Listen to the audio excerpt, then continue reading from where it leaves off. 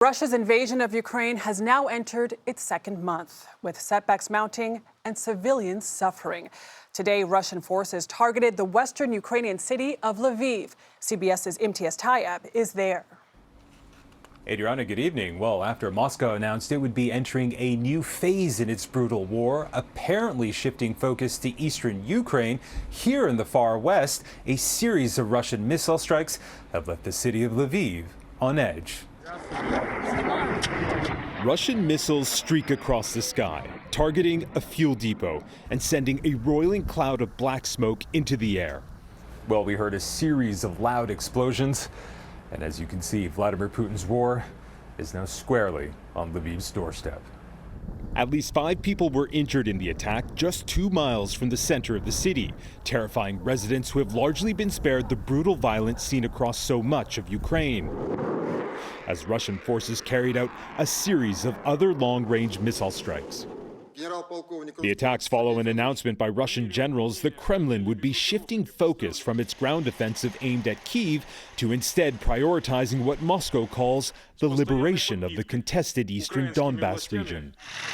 And while it doesn't yet look as if Vladimir Putin is changing his approach to the war on Ukraine, what's clear are the Kremlin's military miscalculations. Russian tanks just outside the capital Kyiv now burnt out wrecks of twisted metal, as Ukrainian forces continue to fight back with an intensity few expected. But as the war continues to inflict widespread horror, it's children who suffer the most. Just 1 month into Russia's invasion, and over half of all kids across Ukraine, 4.3 million of them, have had to flee their homes. Many internally displaced families have found shelter in schools. At one in Lviv, we met 13-year-old Anastasia, who lives here with her dad and little brother. I come from Melitopol, where there are lots of Russian soldiers, she says.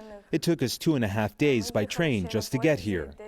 Anastasia says the hardest thing about leaving home was saying goodbye to her grandmother. Things are really tough right now, but you're still smiling. I don't know how, she says.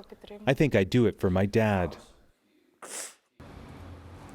Imtiaz Tyab joins us now. Imtiaz, for the most part, Lviv has been a sanctuary for Ukrainians fleeing the harder hit east. What's the mood there now after today's strikes? Well, as you can imagine, it's extremely tense following these airstrikes so close to the city center, with the local governor warning that more strikes are likely to come. Imtiaz, your reporting has so poignantly highlighted Ukraine's children. What do we know about child casualties? It's heartbreaking. What we know is that 135 children have been killed and many more wounded since the start of this conflict 1 month ago. Adriana. Imtiaz Tyab in Lviv, thank you.